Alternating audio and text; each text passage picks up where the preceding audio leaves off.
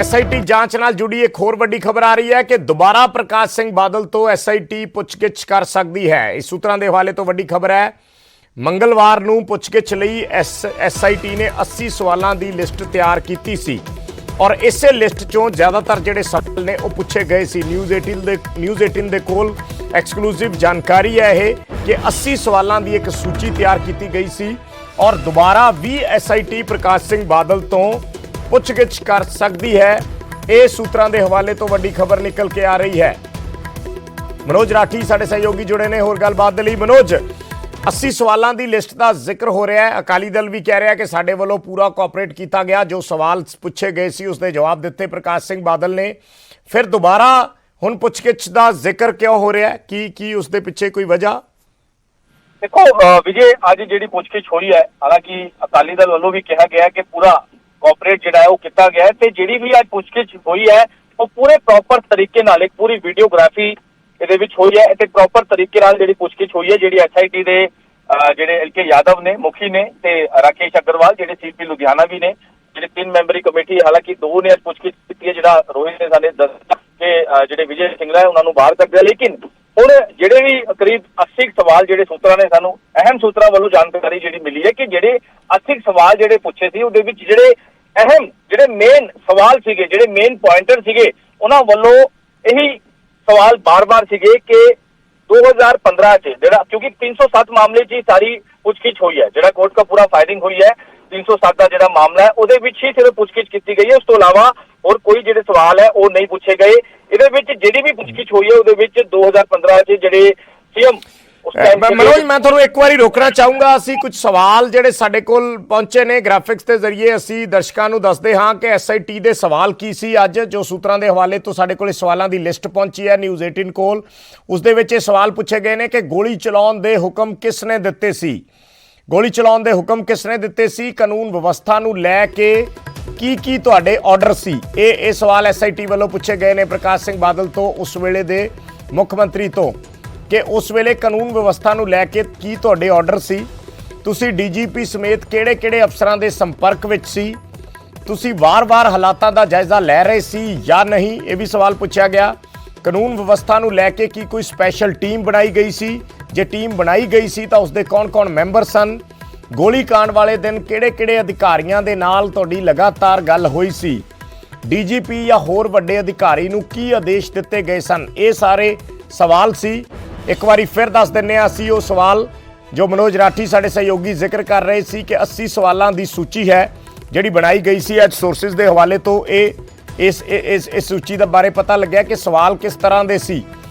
सवाल सी कि गोली चलाउण दे हुक्म उस वेले किसी ने दिते सी, कानून व्यवस्था नूं लै के की ऑर्डर सी, ये भी पूछा गया प्रकाश सिंह बादल होरां तो, कि तुसी डीजीपी समेत किहड़े-किहड़े अफसरां दे संपर्क दे विच सी, ये पूछा गया।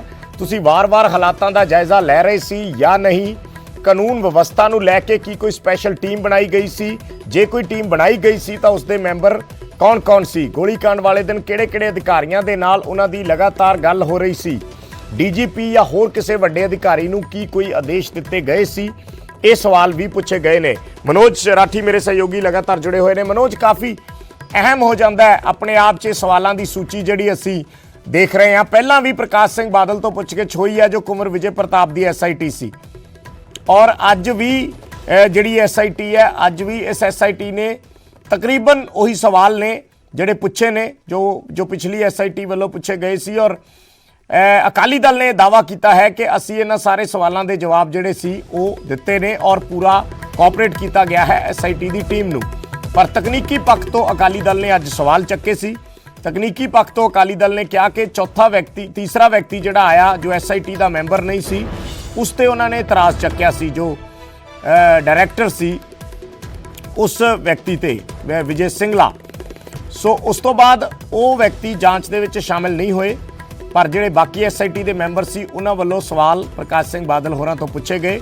उस तो बाद इस ते बयानबाजी भी काफ़ी देखने दे विच आई और वार पलटवार भी एक दूजे ते कांग्रेस ते अकाली दल वल्लों कीते गए। पर असीं वो सवाल दस रहे हैं उस लिस्ट दे विच न्यूज़ 18 दे कोल एक्सक्लूसिव जानकारी है जिहड़े सवाल पूछे गए सी। एक बार फिर दस दिंदे आ जो सवाल एसआईटी ने प्रकाश सिंह बादल तो पूछे ने कि गोली चलाउण दे हुक्म किसने दिते सी, ਕਾਨੂੰਨ ਵਿਵਸਥਾ ਨੂੰ ਲੈ ਕੇ ਕੀ ਉਸ ਵੇਲੇ ਤੁਹਾਡੇ ਕੀ ਆਰਡਰ ਸੀ? ਤੁਸੀਂ ਡੀਜੀਪੀ ਸਮੇਤ ਕਿਹੜੇ ਅਫਸਰਾਂ ਦੇ ਸੰਪਰਕ ਦੇ ਵਿੱਚ ਸੀ? ਕੀ ਤੁਸੀਂ ਵਾਰ-ਵਾਰ ਹਾਲਾਤਾਂ ਦਾ ਜਾਇਜ਼ਾ ਲੈ ਰਹੇ ਸੀ ਜਾਂ ਨਹੀਂ? ਕਾਨੂੰਨ ਵਿਵਸਥਾ ਨੂੰ ਲੈ ਕੇ ਕੀ ਕੋਈ ਸਪੈਸ਼ਲ ਟੀਮ ਬਣਾਈ ਗਈ ਸੀ? ਜੇ ਬਣਾਈ ਗਈ ਸੀ ਤਾਂ ਉਸ ਟੀਮ ਦੇ ਮੈਂਬਰ ਕੌਣ-ਕੌਣ ਸੀ? ਗੋਲੀकांड ਵਾਲੇ ਦਿਨ ਕਿਹੜੇ-ਕਿਹੜੇ ਅਧਿਕਾਰੀਆਂ ਦੇ ਨਾਲ ਲਗਾਤਾਰ ਸੰਪਰਕ ਦੇ ਵਿੱਚ ਸੀ? ਡੀਜੀਪੀ ਜਾਂ ਹੋਰ ਕਿਸੇ ਵੱਡੇ ਅਧਿਕਾਰੀ ਨੂੰ ਕੀ ਕਿਸੇ ਤਰ੍ਹਾਂ ਦੇ ਕੋਈ ਆਦੇਸ਼ ਦਿੱਤੇ ਗਏ ਸੀ? ਇਹ ਸਾਰੇ ਸਵਾਲ ਅੱਜ ਪ੍ਰਕਾਸ਼ ਸਿੰਘ ਬਾਦਲ ਸਾਬਕਾ ਮੁੱਖ ਮੰਤਰੀ ਤੋਂ ਨਵੀਂ ਐਸਆਈਟੀ ਵੱਲੋਂ ਪੁੱਛੇ ਗਏ।